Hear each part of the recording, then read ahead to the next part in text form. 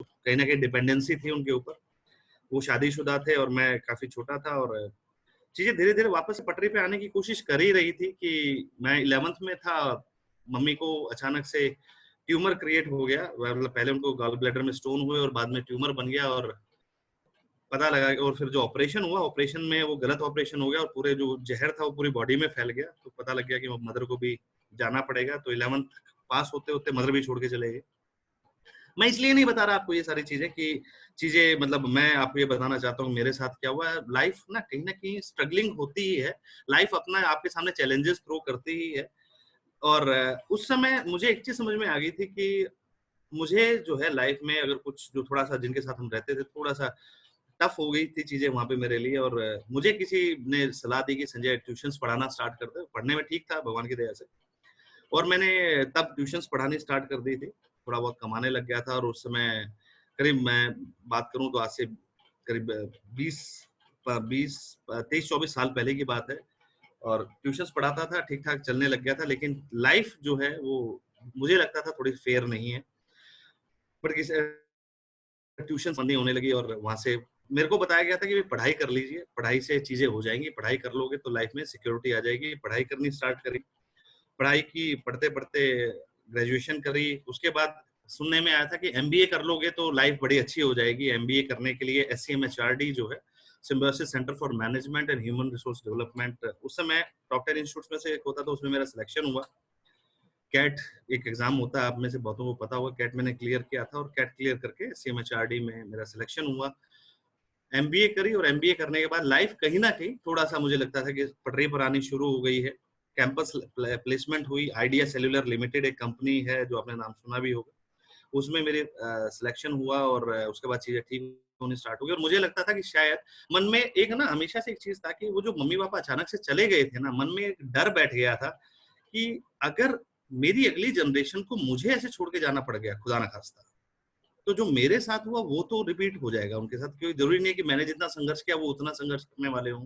तो कुछ ऐसा होना चाहिए। मुझे बताया गया था भाई एजुकेशन कर लो, तो मैं कहा चलो, मैंने दिमाग में ये बैठा लिया था कि भाई एजुकेशन अच्छी करूंगा और अपने बच्चों को भी अच्छा एजुकेशन दूंगा।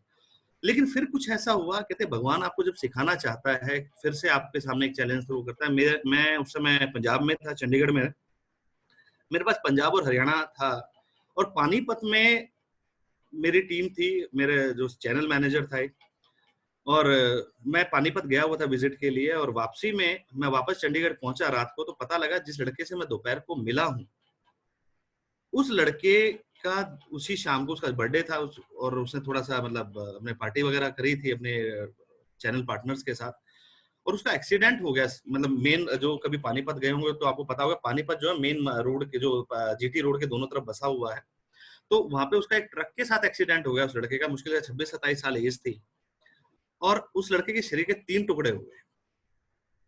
और वो ऐसा मोमेंट था जिसने मेरे को अंदर से झकझोर दिया। और अगले दिन जब हम उसके घर पे उसके लास्ट राइट्स के लिए जब जा रहे थे, उसका 1.5 साल का बेटा था। 1.5 साल का बेटा अपने पापा के साथ, अपने पापा के जो पापा थे या जो टुकड़े थे उसके पापा के शरीर के, उसके साथ खेल रहा था। और पापा पापा, और वो देख के ना, मतलब अंदर से, मतलब मैं आज भी याद करता हूँ तो शायद आज भी मेरी आंखों से आंसू निकल आएंगे। और वो जो फैमिली थी, जो लड़का ठीक ठाक पढ़ाई कर रहा था, करीब 40-45 हजार रुपए उसकी सैलरी थी, वो फैमिली शायद अगले 12 घंटे के दौरान, मतलब आई एम सॉरी, सड़क पे आ गई वो। रीजन क्या था कि उस घर का एकमात्र कमाने वाला जो शख्स था वो लड़का था। और एक चीज समझ में आई उस दिन कि उसकी वाइफ ज्यादा पढ़ी लिखी नहीं थी, मम्मी पापा रिटायर्ड थे। जो घर ठीक ठाक चल रहा था, वो मुश्किल से हम लोगों ने बहुत कोशिश करी। उस समय मैं टाटा ज्वाइन कर चुका था। हम लोगों ने बहुत कोशिश करी, लेकिन 12 हजार रुपए से ऊपर की सैलरी नहीं मिली। और मैंने उस दिन सोचा यार कि ये क्या है, यानी कि अगर पढ़ाई लिखाई भी कर ली तब भी परिवार के लिए कोई सिक्योरिटी नहीं है। कुछ तो ऐसा होना चाहिए कि यार मैं ऐसा कुछ करूं कि खुदा ना खास्ता अगर मेरा धरती पर टाइम पूरा हो जाता है तो मेरे परिवार मुझे मिस करे, मेरी इनकम को मिस ना करे। फिर समझ में आया कि भाई इंडिया से बाहर चले जाओ, वहां जाके खूब सारा पैसा कमा लो। कनाडा जाने के लिए ट्राई किया, और हो भी गया। वहाँ पे IELTS होता है, वो मैंने किया, उसमें अच्छा बैंड आ गया, 8.5 का बैंड, 8.5 का बैंड आया, जाने की तैयारी हुई। बट फिर वही सैलरीज पे बात आ गई, जितनी सैलरी मुझे वहां मिल रही थी 2-2.25 लाख रुपए, कैनेडियन डॉलर्स में, वो मुझे इंडिया में भी मिल रही थी। बट कहते हैं जब आप किसी चीज को, कल सर ने भी कहा था, मनोज सर हमारी मीटिंग में आए थे, उन्होंने कहा था जब किसी चीज को बड़ी शिद्दत से चाहते हो तो पूरी कायनात उससे मिलाने की साजिश करती है। वही समय था जब मेरी लाइफ में आया मोदी केयर, और मोदी केयर को मैंने दोनों हाथों से ग्रैस्प कर लिया। मोदी केयर करना स्टार्ट किया, थोड़ा सा रिजर्वेशंस थी, धीरे धीरे करके स्टार्ट किया, और मोदी केयर ने क्या कुछ सिखाया मैं आप लोगों के साथ जरूर शेयर करूंगा। और मैं इससे पहले मैं चाहूंगा कि एक बार प्रीति अपना इंट्रोडक्शन जरूर दे आप लोगों को। Thank you. Good Modi care morning friends. जैसा कि आपको बताया, नाम प्रीति सिंघल है, फरीदाबाद से बिलोंग करती हूँ। और बैकग्राउंड की अगर बात करूँ तो मैं एक मिडिल क्लास फैमिली से बिलोंग करती हूँ, फरीदाबाद से ही हूँ। और छोटी फैमिली थी, मम्मी पापा, मैं और मेरी छोटी सिस्टर, हम 4 लोग थे। मम्मी पापा ने बहुत अच्छे से पढ़ाया लिखाया, ये देखकर कि आने वाला टाइम जो है वो ऐसा नहीं है कि आपको कोई और आप किसी पे डिपेंडेंट रहें, इंडिपेंडेंट रहें, इसलिए अच्छे से पढ़ाया लिखाया। और लेकिन कभी भी कोई बात ऐसी नहीं करी कि आप क्या चाहते हो। जैसे स्कूलिंग मेरी डीएवी से हुई है, सेक्टर 14 में। ग्रेजुएशन मेरी दिल्ली से हुई है, दिल्ली यूनिवर्सिटी से। और किसी ने ये नहीं पूछा था कि आप क्या करना चाहते हो। जैसे जैसे मुझे बताया गया ये कोर्स कर लो, यहाँ पढ़ लो, ये अच्छा है, क्योंकि उन्हें भी जितना पता था या जितना सुनते थे उतना वो बता देते थे कि आपने यहाँ से ये करना है। मैंने एमसीए करा, क्योंकि पापा ने सुना था कि एमसीए आजकल बहुत ज्यादा डिमांड में है, अच्छा चल रहा है। और कुछ मेरे कजन्स हैं जो एमसीए कर रहे हैं, तो मुझे बोला कि आप भी कर लो, तो मैंने कहा ठीक है, कर लेती हूँ, और एमसीए करा। उसके बाद और मेरा जो अगर इसकी करियर की बात करूं, जो शुरू हुआ है वो मेरा टीचिंग से ही शुरू हुआ है। 2 साल का मेरे को टीचिंग एक्सपीरियंस है, और एमसीए के बेसिस पर ही मैं एज कंप्यूटर टीचर मैंने ज्वाइन किया था। और बहुत सब कुछ ठीक ठाक चल रहा था, बिल्कुल नॉर्मल, जैसे एक मिडिल क्लास फैमिली चलती है वैसा चल रहा था। मम्मी गवर्नमेंट जॉब में थी, पापा प्राइवेट जॉब में थे। मम्मी एनटीपीसी में थी, और स्मूथ लाइफ चल रही थी। कभी सोचा नहीं था कि लाइफ में क्या चाहिए क्या नहीं चाहिए। उसके बाद लगा कि टीचिंग जॉब में कुछ खास हो नहीं रहा, जो ग्रोथ चाहिए या आगे बढ़ने वाली चीज है वो नहीं हो रही है। तो सोचना देखना शुरू करा कि क्या कर सकते हैं। और तब लगा कि नहीं, टीचिंग जॉब मेरे लिए नहीं है, मेरे को नहीं पसंद आ रही है। तो क्योंकि मम्मी पापा को भी ऑफिस जॉब ही करते देखा था, तो एक मन में था कि वो ही ज्यादा अच्छी रहती है, तो जॉब ही सोची थी कि जॉब ही करनी है। तो मैंने सोचा कि चलो एमबीए के लिए तैयारी करी जाए, और वहाँ की तैयारी करी, उसमें सिलेक्शन हुआ। और मैंने भी वहीं से एससीएम एचआरडी से ही किया है। इनफैक्ट हम दोनों वहीं मिले थे, मैंने एमबीए एचआर में किया है, और मैं और संजय जी वहीं मिले थे पहली बार। और वहां पर फिर हमने सोचा था कि हम आगे की लाइफ साथ में गुजारेंगे। लेकिन दिक्कत आई बहुत ज्यादा, क्योंकि इतनी हिम्मत भी नहीं थी और इतना ज्यादा मतलब वो भी नहीं था कि हम घर में बात करें। लेकिन किसी तरीके से मम्मी से जब मैंने बात करी, तो पता ही है कि जब थोड़ा सा इंटरकास्ट होती है चीजें तो इतनी जल्दी नहीं मानते हैं। मैं एक शर्मा फैमिली को बिलोंग करती हूँ, और संजय जी का पता ही है कि अग्रवाल फैमिली है, तो थोड़ा सा वहाँ पे रिजर्वेशंस थी। पर मन में विश्वास था कि हाँ, हम किसी ना किसी तरीके से मम्मी पापा को मना लेंगे, बात कर लेंगे। और लगा, थोड़ा टाइम लगा, बातचीत हुई, और उसके बाद हम दोनों की लाइफ साथ में गुजरनी शुरू हुई, हमने डिसाइड किया था। और कैसे उसके बाद बहुत सारी चीजें आई कि मैं जॉब करना चाह रही हूँ। उसके बाद मैंने जॉब स्टार्ट करी यामा में। जब मैंने एमबीए को कंप्लीट कर लिया, तो उसके बाद मैंने जॉब करी यामा में, जो ग्रेटर नोएडा में हेड ऑफिस है, वहां पर करा। तो मुझे थोड़ी ग्रोथ मिलनी शुरू हुई, अच्छा लग रहा था वहां पर जॉब करते हुए। और एज सीनियर मैनेजर जब मैं थी, तो मैंने वहां से जॉब क्विट करी थी, क्योंकि संजय जी की जॉब लग गई थी करनाल, इनकी पोस्टिंग हो गई थी, हम लोगों को शिफ्ट होना था। और बेटी हो गई थी हमारी, तो उस समय मैं जॉब नहीं कर सकती थी, छोटी सी थी। तो उसके बाद फिर मैंने कहीं जॉब करी नहीं, और उसके बाद चंडीगढ़ शिफ्ट हुए।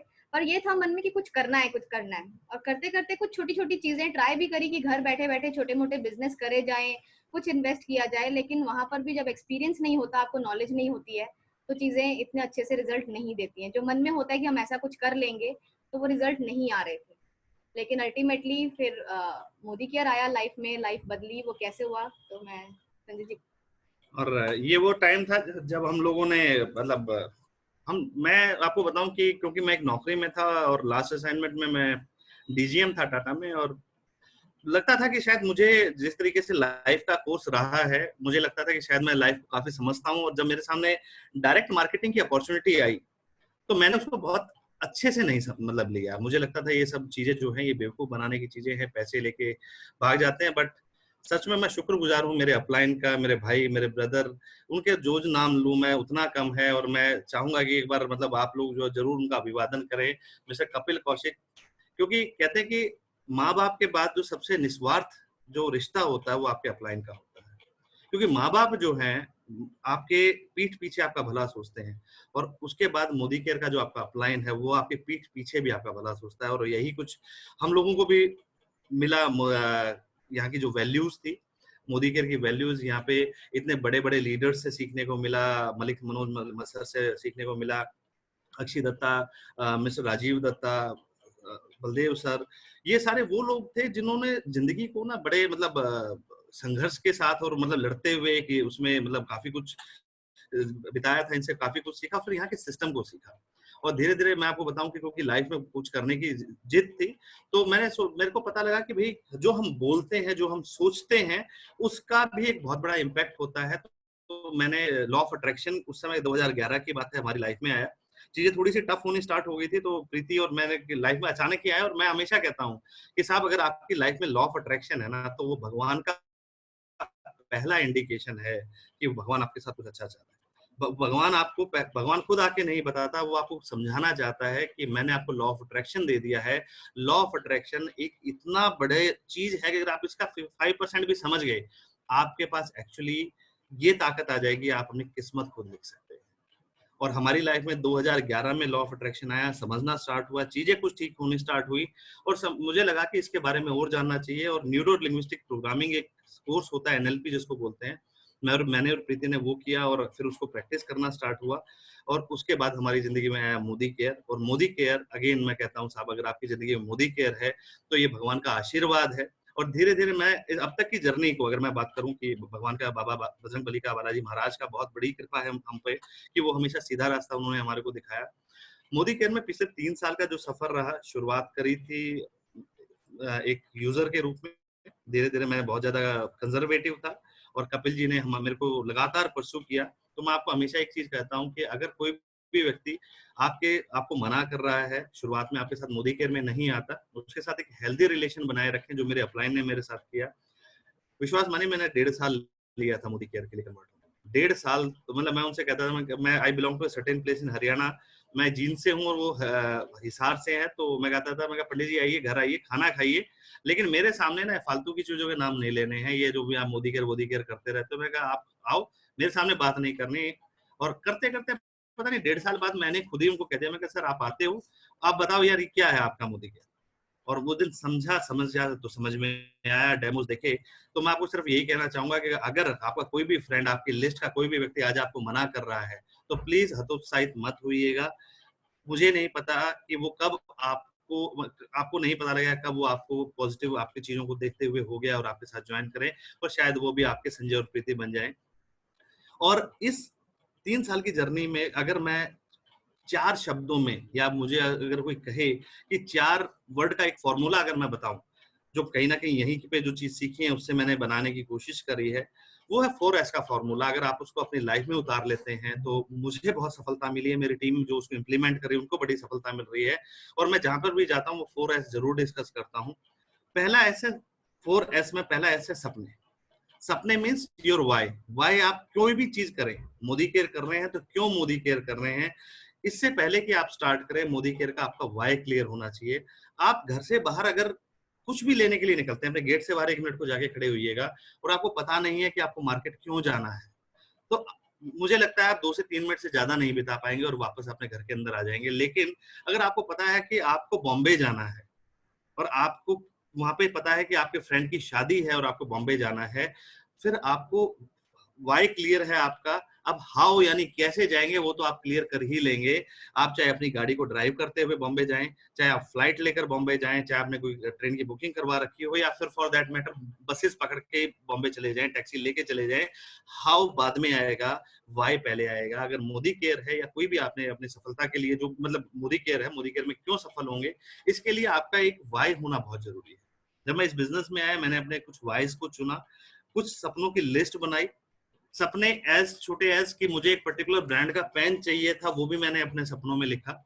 मुझे एक पर्टिकुलर ब्रांड की जीन्स चाहिए थी, मुझे एक पर्टिकुलर ब्रांड के जूते चाहिए थे, वो भी मैंने अपने सपनों में लिखा। और मुझे Mercedes S350 black colour with sunroof चाहिए थी, वो भी मैंने अपने सपनों में लिखा। और वो सपने बनाए, 100 से 125 150 सपने बनाए। वो आपके ऊपर कम से कम 30 से 50 सपने जरूर बनाए। तो उन सपनों को शॉर्ट टर्म, मिड टर्म और लॉन्ग टर्म में बांटे। क्यों?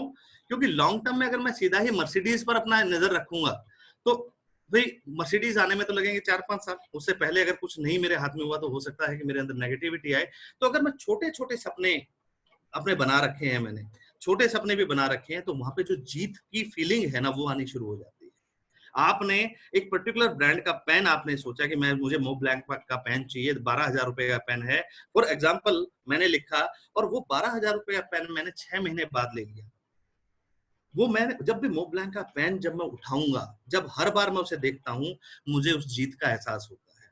और अगर मैं छोटी छोटी लड़ाइयां जीत सकता हूं तो मैं बड़े बड़े युद्ध भी जीत जाऊंगा, मेरे मन को ये विश्वास होता है। तो सबसे पहले जो ये छोटे छोटे से छोटा जो गोल है, छोटे से छोटा जो सपना है वो, और बड़े से बड़ा सपना, लॉन्ग टर्म, मिड टर्म और शॉर्ट टर्म जो है वो बनाए। दूसरा है शुक्र। शुक्र मीन्स ग्रेटिट्यूड। ग्रेटिट्यूड, मेरा अपना एक्सपीरियंस क्या रहा है कि हमारे जो लाइफ में जो मुझे कुछ पढ़ने का, कुछ बड़े अच्छे लोग लीडर्स को सुनने का मौका मिला, मैंने एक चीज समझी है कि हमारी लाइफ में जो सबसे बड़ा चैलेंजेस का रीजन पता है क्या है? हम नाशुक्र हैं।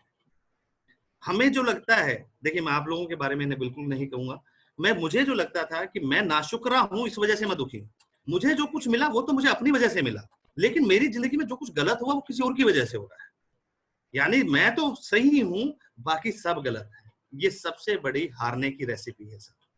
जिस दिन शुक्र नहीं है, जिस हार्ट में शुक्राना नहीं है, जिस हार्ट में ग्रेटिट्यूड नहीं है साहब, मैं बड़ी विनम्रता के साथ कहना चाहता हूँ, वो सूखे हुए तालाब की तरह है जिसमें कोई मछली कभी पनप भी नहीं सकती, जिसके अंदर कुछ नहीं हो सकता। हम जब तक शुक्राना नहीं करेंगे, जब तक हम ग्रेटिट्यूड नहीं करेंगे, और साहब क्यों ना करें ग्रेटिट्यूड, मैं हमेशा कहता हूं, पिछली रात को 10 करोड़ लोग सोए थे या 10 लाख लोग सोए थे जो आज सवेरे नहीं उठे। आप और मैं इस समय बात कर रहे हैं, एक दूसरे को सुन रहे हैं, हम जिंदा हैं सर। ये एक बहुत बड़ा रीजन है शुक्राना करने का, थैंक यू बोलने का भगवान को। हम अच्छा खाना खाते हैं, वो एक बहुत बड़ा रीजन है शुक्राना करने का। हम अच्छे कपड़े पहनते हैं, बहुत अच्छा शुक्राना करने का रीजन है। दुनिया में आप चले जाइए, लोगों के पास कपड़े नहीं है, बाहर जाके निकल के देखिए और आप और हम कितने बढ़िया कपड़े पहनते हैं। हम ब्रांड्स की बातें करते हैं, नहीं नहीं नहीं, मैं ये ब्रांड की जीन्स नहीं पहनूंगा, मैं तो लेवाइस की जीन्स पहनूंगा। हमारे पास चॉइस है, और कुछ लोगों के पास कपड़े भी नहीं। आज हमने खाना खाया, नहीं नहीं मम्मी पराठा मत बनाओ, आज तो पास्ता खाऊंगा मैं, और पास्ता खाया मैंने, मेरे पास चॉइस है साहब। कभी किसी मंदिर, मस्जिद, गुरुद्वारे के सामने चले जाना, कोई बंदा बैठा हो, उससे उस क्या आपको लगता है वो व्यक्ति किसी को कह सकता है ना ना मुझे पराठा मत दो, मुझे कल आना तो पास्ता बना के लेके आना? आज हम चॉइस कर सकते हैं, क्या हमें शुक्र नहीं करना चाहिए? आप मुझे सुन पा रहे हैं, मुझे देख पा रहे हैं, आपकी कुछ इंद्रियां हैं जो मेरे को सुन और देख पा रही है, क्या एक शुक्राना नहीं होना चाहिए इसके लिए? आप चल सकते हैं, आप बोल सकते हैं, अपने विचारों को अभिव्यक्त कर सकते हैं। सर किसी अंधे आदमी से मिलकर देखिएगा, वो एक सड़क पार नहीं कर सकता। आप और मैं आज से 5 साल बाद की प्लानिंग कर सकते हैं, क्या इसके लिए शुक्राना नहीं होना चाहिए? लोगों के पास, सर किसी अनाथालय में चले जाइएगा, उनके पास उनको एक बार कोई प्यार से टच कर दे, वो मतलब आपके हो जाते हैं, उनसे जो मर्जी करवा लो। और हम 10 मिनट भी लेट हो जाते हैं, हमारे घर वालों का फोन आ जाता है, कहाँ रह गए? बेशक हम चिढ़ जाते होंगे, क्या हो रहा है, 10 मिनट में पहुंच ही तो रहा हूँ। लेकिन साहब कोई है जो आपकी केयर कर रहा है, एक फैमिली है जो आपकी केयर कर रही है। Do we ever say thanks? एक शुक्र कीजिए, भगवान का शुक्र कीजिए सर। भगवान का शुक्र कीजिए कि आप स्वस्थ हैं, आप एक सक्षम शरीर के मालिक हैं, आपके पास एक रोजगार है, आपके पास एक घर है, आपके पास इतनी गर्मी में आपके मौसम को अनुकूल बनाने के लिए कूलर, एयर कंडीशनर है, आपके पास खाने के लिए अच्छा खाना है, एक अच्छा जीवन साथी है, बच्चे हैं। सर और क्या चीज चाहिए हमें शुक्र करने के लिए? आपके सामने 2 बच्चे हैं सर, मैं आपके सामने एक एग्जांपल लेता हूँ। 2 बच्चे हैं, एक बच्चा ऐसा है जो आपको हमेशा, जब भी आप बाहर जाते हैं, आपको कहता है पापा चॉकलेट चाहिए, और भूल जाते हैं तो आपको हमेशा कहता है पापा आप तो बेकार हो, आप मेरे लिए कभी कुछ नहीं करते, आप बेकार पापा हो, आप बिल्कुल ध्यान नहीं रखते। आप उस बच्चे को चॉकलेट दिलाएंगे, या फिर एक बच्चा है जिसने अपने फादर को चॉकलेट लाने के लिए कहा और पापा भूल गए, उसने कहा कोई बात नहीं पापा, आप मेरे लिए मेरा इतना ध्यान रखते हो, आज भूल गए तो क्या हुआ, I love you, thank you पापा। अगली बार, अगले दिन मेरी गारंटी है कि ऐसा बच्चा का जो फादर होगा, वो चाहे वापस घर भी पहुंच गया होगा ना गलती से, तो वापस मार्केट जाएगा और उसके लिए चॉकलेट लेके आएगा। आप एक चीज सोचिए, जब हम इंसान होके इतना सोच सकते हैं, जो ऊपर वाला है वो तो कितना कारसाज है, उसके लिए शुक्राना करेंगे तो वो हमारे लिए क्या नहीं करते। ग्रेटिट्यूड एक ऐसी फीलिंग है साहब, जिसके ऊपर बड़ी बड़ी नॉवेल्स, मैं माफी चाहता हूँ, बड़ी बड़ी सेल्फ हेल्प बुक्स लिखी गई हैं, इससे लोगों ने अपना कैंसर तक ठीक कर लिया है साहब, कैंसर तक, 3rd स्टेज कैंसर तक ठीक हो गया है। क्या हम अपनी किस्मत को नहीं ठीक कर सकते? हम थोड़ी पैसे की स्थिति को ठीक नहीं कर सकते? बड़े आसानी से कर सकते हैं सर। सिर्फ शुक्र करना महसूस कीजिए, अपने ब्लेसिंग्स को काउंट करना स्टार्ट कीजिए। मैं आपको एक छोटा सा टिप्स दे रहा हूँ कि हर रोज सवेरे शाम जो है अपने ब्लेसिंग्स को काउंट कीजिए और लिखिए, फिर देखिए आपकी जिंदगी में क्या जादू होता है। तीसरा है सब्र। हर चीज को करने के लिए पहला था सपने, दूसरा था शुक्र, तीसरा था सब्र। सब्र मीन्स आपको किसी भी चीज के लिए संतोष, जो आपको मिल रहा है उसको एक होने की एक अवधि है। एक बीज माँ के पेट में आया, उसको पैदा होने के लिए 9 महीने का समय चाहिए। एक फसल का बीज अंकुरित हुआ, उसको पूरा फसल बनने के लिए कुछ पर्टिकुलर टाइम चाहिए, 4 महीने से 4 साल, जो भी अलग अलग फसलों का समय होता है। आपके बच्चे ने स्कूल में एडमिशन लिया, उसे ग्रेजुएट होने के लिए 12-15 साल की पढ़ाई चाहिए। आप मोदी केयर में सफल होना चाहते हैं साहब, तो मोदी केयर में भी तो सब्र करना पड़ेगा ना। यहाँ पे हमने देखा, हम बड़े बड़े लीडर्स को सुनते हैं, हम अक्षय दत्ता को सुनते हैं, हम मिसेस अरोड़ा को सुनते हैं, हम बलदेव सर को सुनते हैं, हम कपिल सर को सुनते हैं, हम मलिक सर को सुनते हैं। ये सारे बड़े बड़े लीडर्स एक ही बात करते हैं, भाई प्रोसेस 3 से 5 साल दो, 3 से 5 साल दो, 3 से 5 साल दो। ये क्या है? ये सब्र है जो हमें 3 से 5 साल तक रखना है। 3 से 5 साल तक अगर हमारे सपने हमें क्लियर है और हम भगवान का शुक्राना करते हुए काम करते हैं तो, और सब्र रखते हैं 3 से 5 साल का, मैं आपको गारंटी देता हूं कि ये आपकी जिंदगी में फलीभूत यानी मैनिफेस्टेशन जिसको कहा जाता है वो गारंटीड होगी। मैं आपको बॉन्ड पेपर पे लिख के दे सकता हूं कि आपने 30 से 5 साल उस नियम के हिसाब से चलते जाइए, आप पक्का सफल होंगे। And last but not the list, system. System यानी किसी को भी काम को करने का तरीका। मोदी केयर को करने का क्या तरीका है? मोदी केयर को करने का तरीका है सबसे पहले अपने अपलाइन को सबमिट करना। आपका अपलाइन मोटा है, पतला है, काला है, गोरा है, पढ़ा लिखा है, नहीं पढ़ा लिखा है, साहब ये मैटर नहीं करता है। जब हम अपने माँ बाप को नहीं चुन सकते, अपने माँ बाप के अंदर हम कमियां नहीं निकालते, तो अपलाइन के अंदर कमी कैसे निकाल सकते हैं साहब? जब माँ बाप के बाद वो एकमात्र ऐसा शख्स है जो हमारी भलाई में इतना इंटरेस्टेड है, तो क्या हम उसको सबमिट नहीं कर सकते? तो सबसे पहला नियम जो इस सिस्टम में, जो मोदी केयर में मैंने सीखा है, वो है साहब सबमिट कर दो।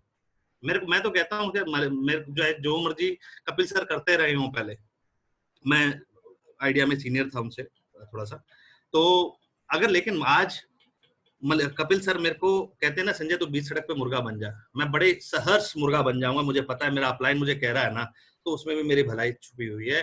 मेरा अपलाइन मुझसे कहते हैं साहब कि कुएं में कूद जा, मुझे पता है कि मेरे अपलाइन ने मेरे लिए कुछ ना कुछ इंतजाम कर रखा होगा, वो तो सिर्फ मेरा भला चाहता है।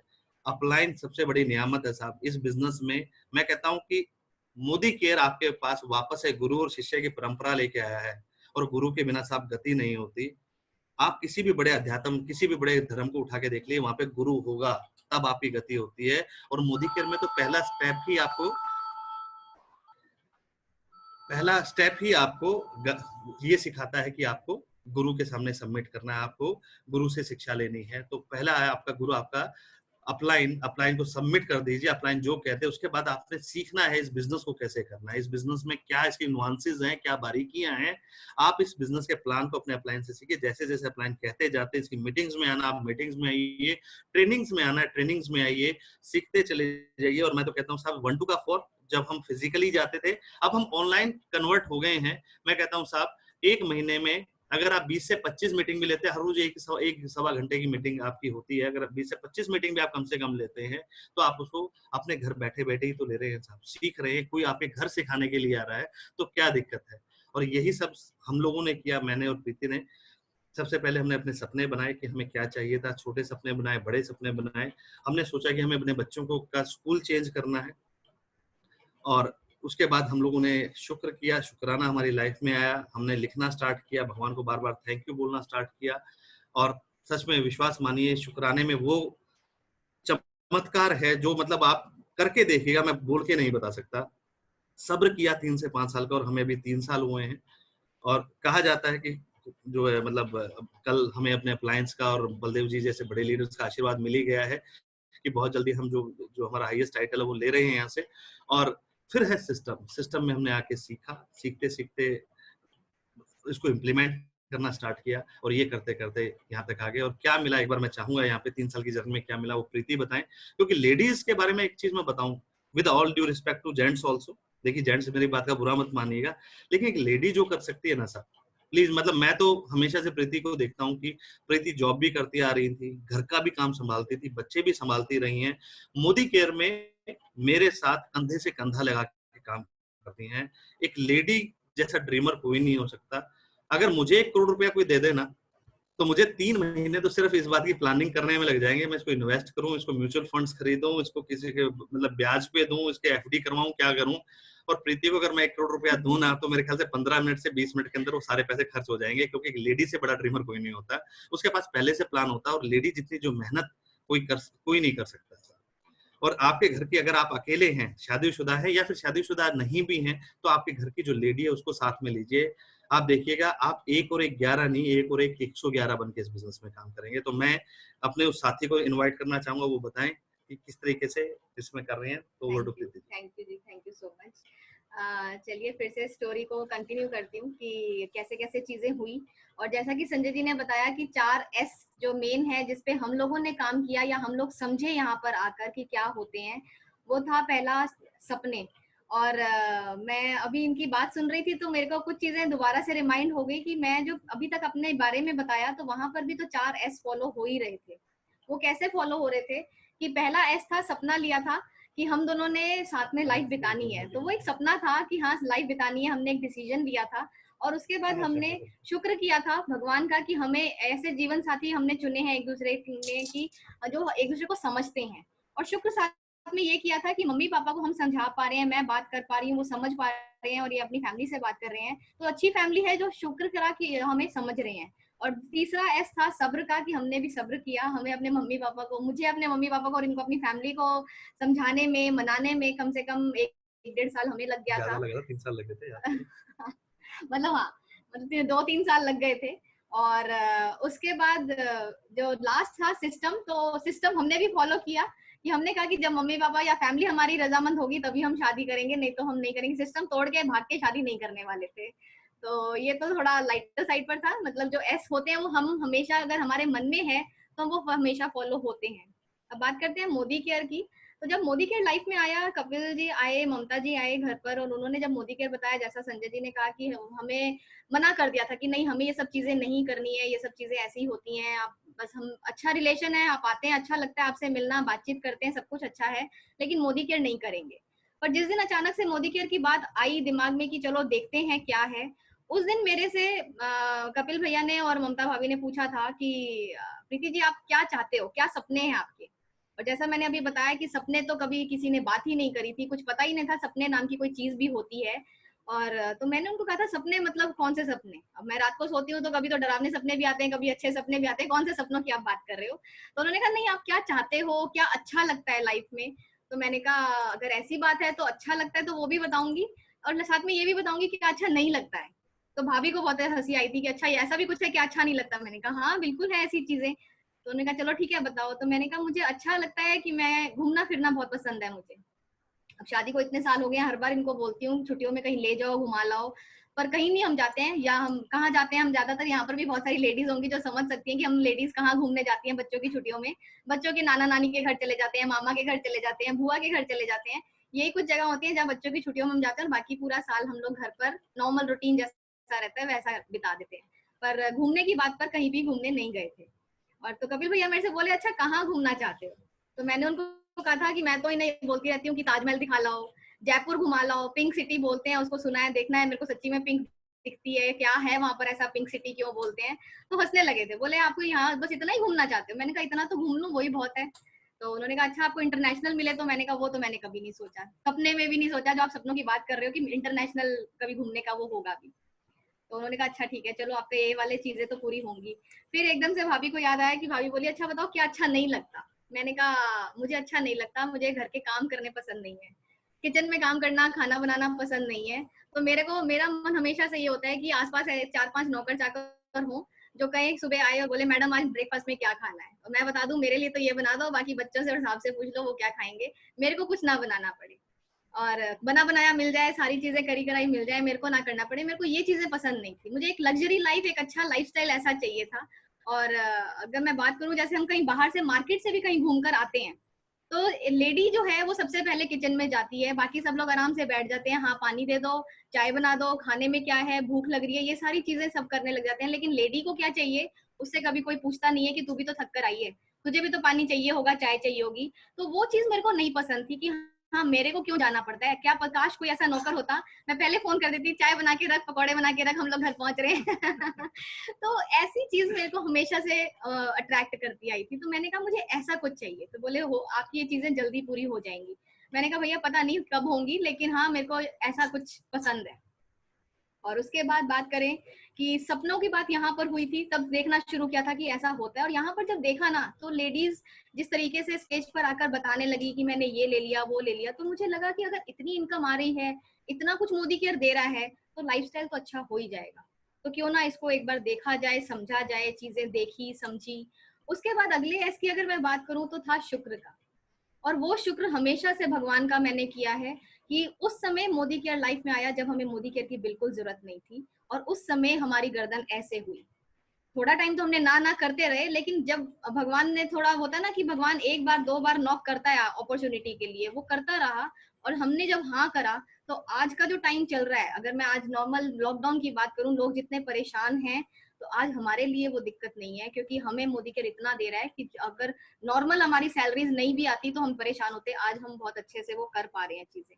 तो वो शुक्र था। और साथ में शुक्र हमेशा किया कि जो हमारे अपलाइन है, जो हमारे माता पिता है, उन्होंने सद्बुद्धि दी, हमारे घर में जो मोदी केयर लेकर आए, उनका हमेशा हमेशा हमेशा जितना थैंक यू करूं, कपिल जी ममता जी का उनका थैंक यू। और आज के दिन के लिए बलदेव सर आपका thank you so much, thank you कि आपने इतना मान सम्मान दिया, यहाँ पर बुलाया जिस तरीके से, थैंक यू सो मच।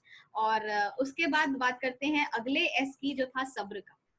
सब्र, बिल्कुल सब्र रखा। जैसा कि यहाँ पे भी हमें अभी संजय जी ने बताया है कि सब्र 3 से 5 साल का बोला जाता है। और मैं अगर अपने सब्र की बात बताऊं, तो क्या सब्र देखा, क्या सब्र किया मैंने। हम जब मोदी केयर शुरू किया था, हम लोग मीटिंग के लिए निकलते थे। और जब मोदी केयर शुरू किया था, उस समय बेटा 3 साल का था और बेटी 8 साल की थी। और बेटी थोड़ी बड़ी थी, 8 साल का बच्चा भी बहुत बड़ा नहीं है, लेकिन हाँ थोड़ा सा वो अपने, होता है ना लड़कियों में एक पेशेंस लेवल ऑटोमेटिक होता है। वो चीज मैंने हमेशा से अपनी बेटी में देखी है कि वो एक पेशेंस है उसके अंदर, समझती है, कंट्रोल करती है चीजों को। लेकिन बेटा उस समय काफी छोटा था, 3 साल का था। और जब हम मोदी केयर की मीटिंग के लिए जाते थे, तो बच्चे बहुत रोते थे कि मत जाओ मत जाओ।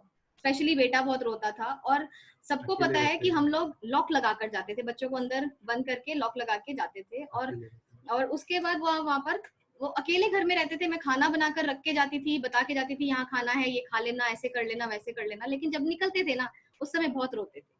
और कभी कभी तो ऐसा होता था लॉक लगा लिया और बेटा क्या करता था, विंडो से अपने हाथ बाहर निकाल के मम्मा नहीं नहीं नहीं ऐसे जोर जोर से रोता था। उसको देख के मेरा दिल इतना वो हो जाता था, मैं फिर से दरवाजा खोल के अंदर आती थी, उसको चुप कराती थी, उसको कोई ना कोई ऐसा बहाना देती थी कि बेटा मैं आऊंगी, चॉकलेट लाऊंगी, चिप्स लेकर आऊंगी, थोड़ी देर में आ रही हूँ, अच्छा आधे घंटे में आ रही हूँ, ऐसा ऐसा करके किसी तरीके से निकलते थे हम लोग।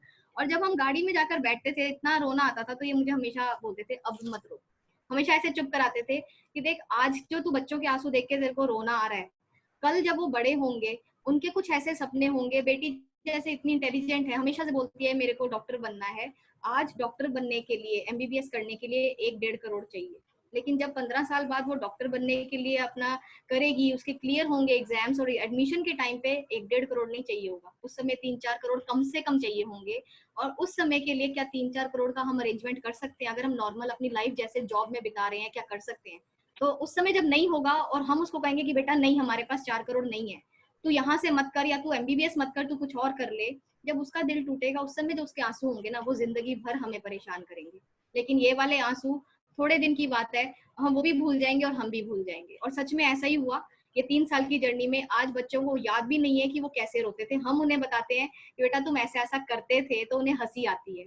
और जब हम, क्या हुआ थोड़े टाइम पहले, कि जब हम मोदी उससे के, पहले मैं एक बार बीच में बोलना चाहूंगा कि अब मोदी केयर हमारी लाइफ में आ गया है। और अब जब हमारी बेटी का एडमिशन होगा और मेरे को वो आके कि पापा मैंने एम्स का या फिर किसी भी उसका एग्जाम क्रैक कर लिया है, और मैं उससे पूछूंगा बेटा कितने पैसे लगेंगे, आप एक बात बताइए कि अगर हम मेहनत कर रहे हैं आज से 20 साल बाद, मैं एक छोटी सी इनकम 50 लाख रुपए तो मान ही सकता हूँ महीने की, और 50 लाख रुपए अगर कमा रहा हूँ, तो क्या ऐसा नहीं होगा कि मैं उसको उस समय 4 करोड़ बोलेगी और मैं उसको कहूंगा बेटा ये 6 करोड़ रुपए मैंने तेरे अकाउंट में क्रेडिट कर दिए हैं, 4 करोड़ जाके अपनी फीस भर दे, और 2 करोड़ जो है तेरे को होटल में नहीं रहना, उसके सामने होटल हिल्टन है, अगले 4 साल तूने 5 स्टार होटल में तेरे लिए एक परमानेंट कमरा बुक कर दिया है, तो पढ़ाई अपनी होटल में 5 स्टार होटल में लेके करेगी, और वहां पे तेरे को ताकि 100% पूरा जो सपोर्ट चाहिए वो मिल सके। तो उस समय जो मुझे लगता है कि वो सक्षम जो हमें बनाएगा वो सिर्फ और सिर्फ मोदी केयर ही बनाएगा। बिल्कुल बिल्कुल। और जैसे कि ये देखा, और उस समय आज की अगर मैं बात करूं तो बच्चे कई बार होता है जैसे हमारी दिन की मीटिंग नहीं है, उन्हें हम घर पर मिलते हैं, क्योंकि पहले क्या हो रहा था कि हम जब सुबह बच्चे चले जाते थे हम मीटिंग के लिए निकल जाते थे और वो अपने आप से अंदर आते थे, खाना खाते थे, अपना बैठते थे, और हम जब शाम को घर आते थे तो उन्हें हम तब मिलते थे।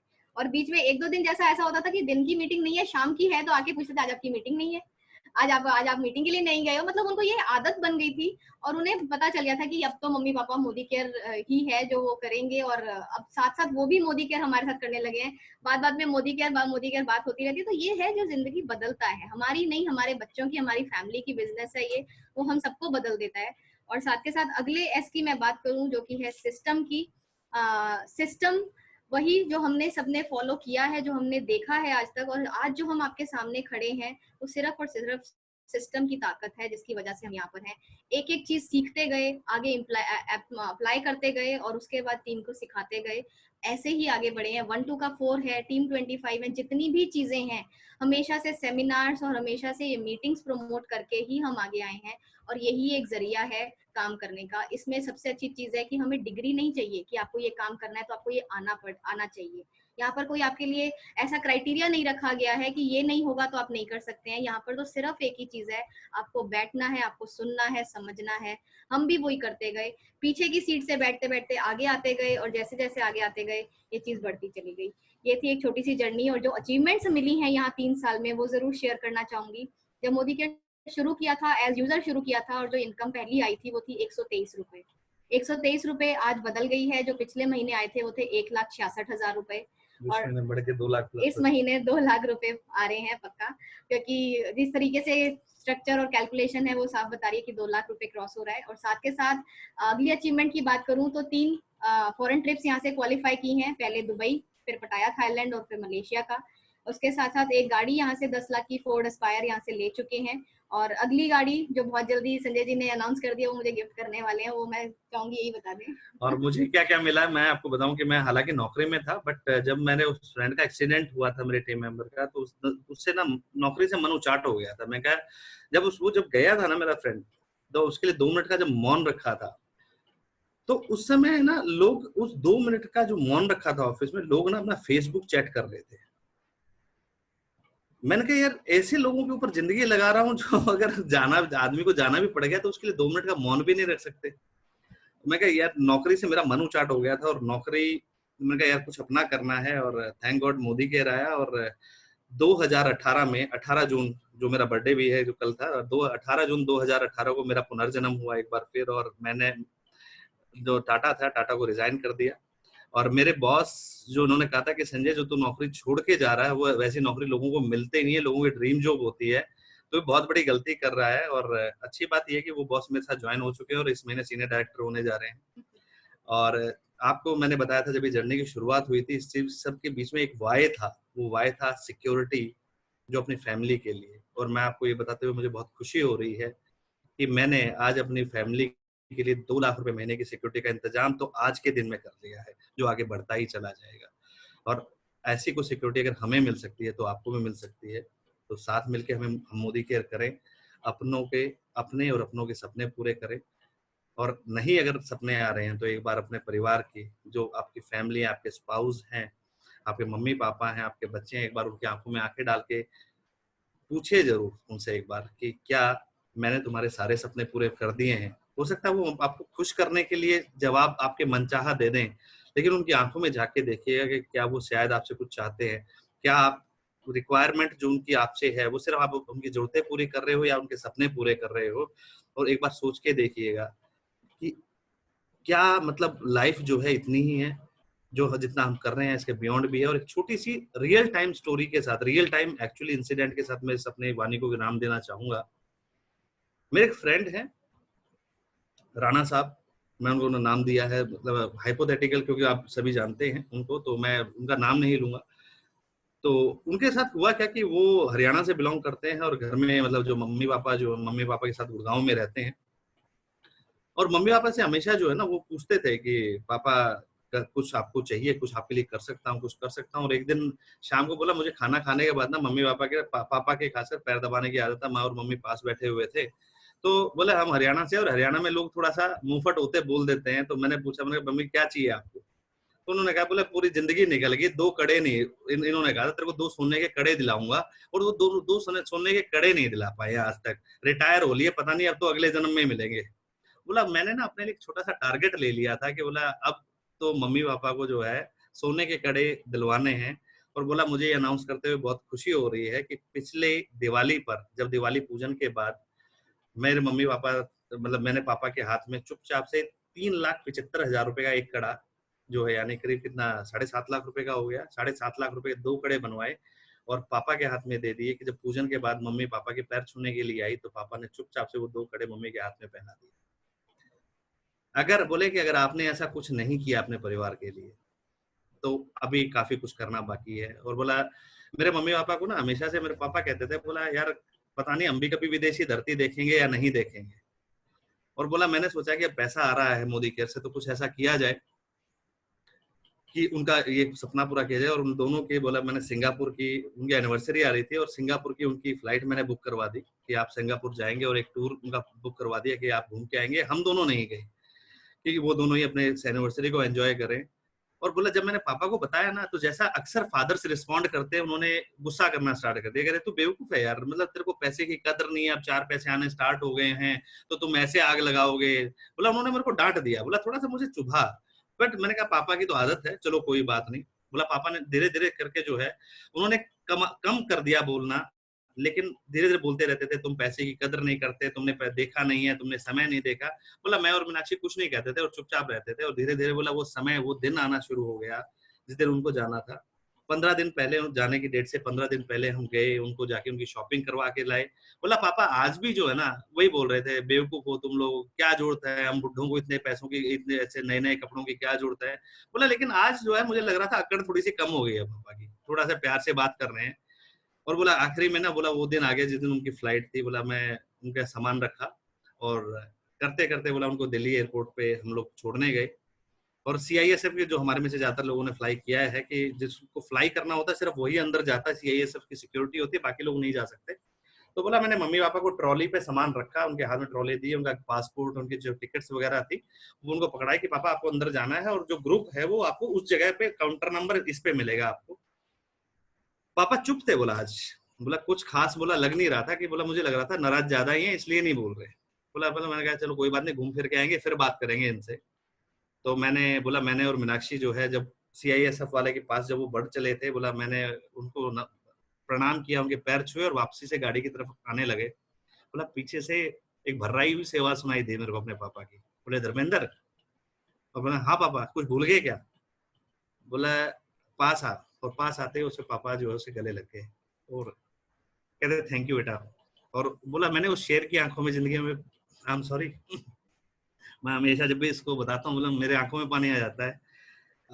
बोला पहली बार बोला मैंने अपने शेर की आंखों में पानी देखा था और पहली बार कहते थैंक यू बेटा।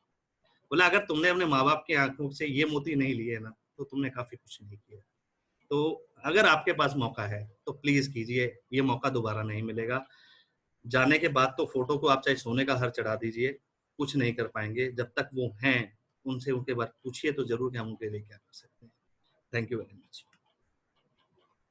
Over to sir.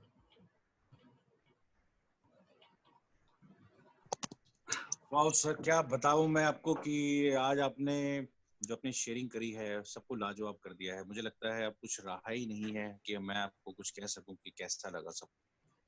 No doubt कि अगर हम कुछ पेरेंट्स के लिए कर सकते हैं तो वो जीते जी करना चाहिए, क्योंकि ये एक ऐसा टाइम है जहाँ पे जॉब रहते हुए तो हम कभी सोच ही नहीं पाते, क्योंकि अब न्यूक्लियर फैमिलीज बन चुकी होती हैं, हम अपना ही कर रहे होते हैं।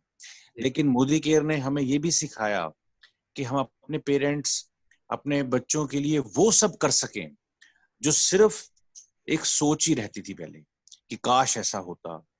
सो अब कुछ भी काश नहीं रहा, सब कुछ प्रैक्टिकल हो गया और सब कुछ पॉसिबल हो गया। सो वंडरफुल जर्नी सर, आपकी बहुत ही अमेजिंग स्टोरी है। और मैं हमेशा से कहता हूँ, नो स्टोरी नो ग्लोरी। अगर स्टोरी ही नहीं होगी तो ग्लोरी कैसे होगी?